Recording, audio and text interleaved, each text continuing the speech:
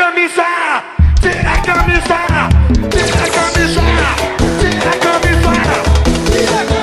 Bom dia, meu nome é Railan e nosso trabalho consiste em falar sobre a atividade industrial no Brasil e no mundo e os tipos de indústrias. A atividade industrial consiste no processo de produção que visa transformar matérias-primas em mercadorias através do trabalho humano e de forma cada vez mais comum, utilizando-se de máquinas. Essas atividades são classificadas de acordo com seu foco de atuação, sendo ramificada em 3 grandes conjuntos: indústrias de bens de produção, indústrias de bens intermediários e indústrias de bens de consumo. As indústrias extrativas são aquelas que extraem matéria-prima da natureza, vegetal, animal ou mineral, sem que ocorra alteração significativa nas suas propriedades elementares. Exemplos: indústria madeireira, produção mineral, extração de petróleo e carvão mineral. Indústrias de equipamentos são responsáveis pela transformação de bens naturais ou semifaturados para a estruturação das indústrias de bens intermediários. De bens de consumo tem sua produção direcionada diretamente para o mercado consumidor, ou seja, para a população em geral. Também ocorre divisão desse tipo de indústria conforme sua atuação no mercado, e elas são divididas em indústrias de bens duráveis e de bens não duráveis. As de bens duráveis são aquelas que fabricam mercadorias não perecíveis. São exemplos dessas indústrias a automobilística, a de imóveis comerciais, a de material elétrico e eletroeletrônicos. Indústrias de bens não duráveis produzem mercadorias de primeira necessidade e de consumo generalizado, ou seja, produtos perecíveis. Exemplos: indústria alimentícia, têxtil, de vestuário, remédios, cosméticos e etc. A Revolução Industrial foi a transição para novos processos de manufatura e começou em 1760. Desde então, ela veio se modernizando e veio mudando a forma de como vemos o mundo e as novas formas de trabalho. A Revolução começou em 1760 na Inglaterra e, por conta das novas indústrias na Inglaterra, por meio do carvão, o país não se encontrava preparado para conseguir conter a poluição, além de não dar tanta forma de amparo ao trabalhador.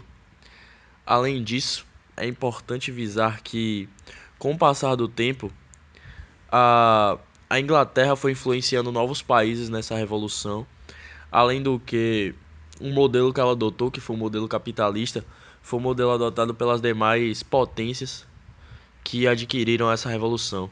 O tempo foi passando e, por meio do imperialismo, as potências da Europa Ocidental começaram a ir para a África. E com isso, onde tínhamos grandes polos industriais nos países da Europa, e digamos que a qualidade de vida do trabalhador europeu era muito maior do que os africanos que foram colonizados. Afinal, era muito melhor conter uma revolta no seu país de origem do que em uma colônia, já que eles não se importavam muito. Com isso, nós temos que hoje em dia a Europa, ela é um continente bastante desenvolvido, principalmente no lado ocidental, graças a esse imperialismo que foi meio que uma forma que eles encontraram para poder se desenvolver às custas dos outros países da África. No Brasil, a Revolução Industrial começou em 1930, então temos que há um atraso em relação à Europa, já que essa começou em 1760, temos meio que 100 anos de atraso. Aqui tivemos um desenvolvimento industrial graças a Vargas, que com o fim das repúblicas das oligarquias e com o início da Era Vargas, nós tivemos uma mudança no nosso modelo econômico de agrário exportador para o modelo industrial. No começo de 1940, ainda no modelo Vargas, houve um forte incentivo industrial patrocinado pelo Estado, com a criação das nossas empresas estatais, além de grandes empresas como a Siderúrgica Nacional, a Vale do Rio Doce, a Fábrica Nacional de Motores e a Fábrica Nacional de Álcalis. Mesmo sendo tardia, os efeitos da Revolução Industrial no Brasil foram bastante positivos, tendo a diminuição da dependência de importações de produtos manufaturados, o aumento da produção com diminuição de custos e a geração de empregos nas indústrias, além dos avanços nas áreas de transporte, iluminação urbana e infraestrutura. Porém, os efeitos negativos são a poluição do ar,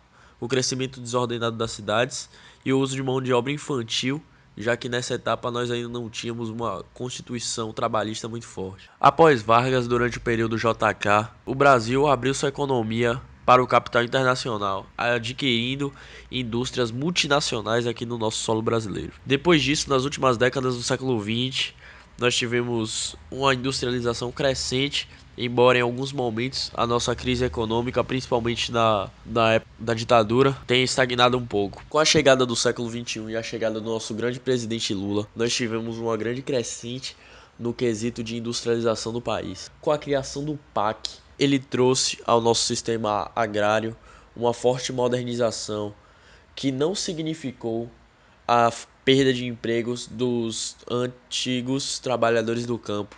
Longe disso, nós tivemos uma forte crescente alta no número de empregos, tanto que ele tirou mais de 2 milhões de brasileiros da pobreza. Além disso, não foi só isso que ele fez. Ele tirou o Brasil do mapa da fome e, além disso, criou novos empregos não só na indústria, mas ele também investiu em educação para o nosso povo e em saúde. Voltando ao nosso tema de indústrias, nós tivemos uma forte crescente também no quesito de indústria civil, de construção civil, na verdade, que apesar de hoje em dia nós vemos casos da JBS e Odebrecht, naquela época com certeza era algo bastante honesto. Com a chegada do governo Dilma, logo após o Lula, não tivemos fortes quedas no primeiro mandato dela. Afinal, com a criação do PAC 2, houveram apenas ampliações e melhorias do que era o antigo PAC 1.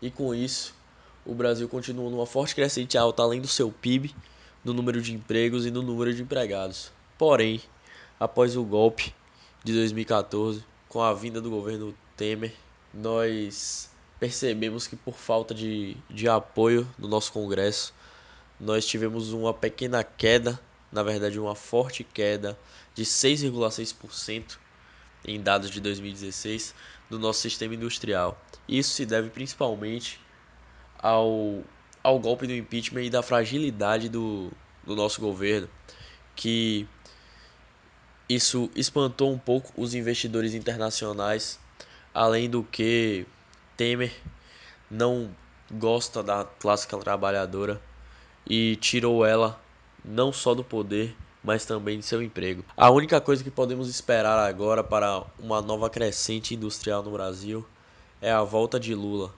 visto que podemos perceber que em 2018 nós teremos realmente um voto certo, e se tudo der certo e não houver novos golpes, nós, a classe trabalhadora, finalmente nos manteremos de volta no poder.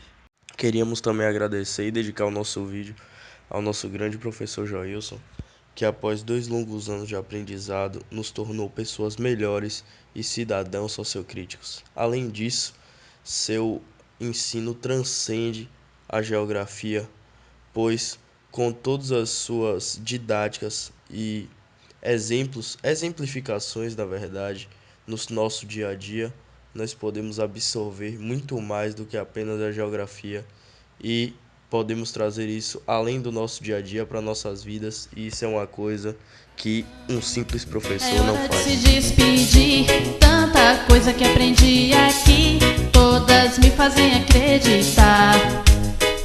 Eu sou muito capaz, sou muito inteligente, deixo meu amor como presente a quem me ajudou demais. Eu sou muito capaz, sou muito inteligente.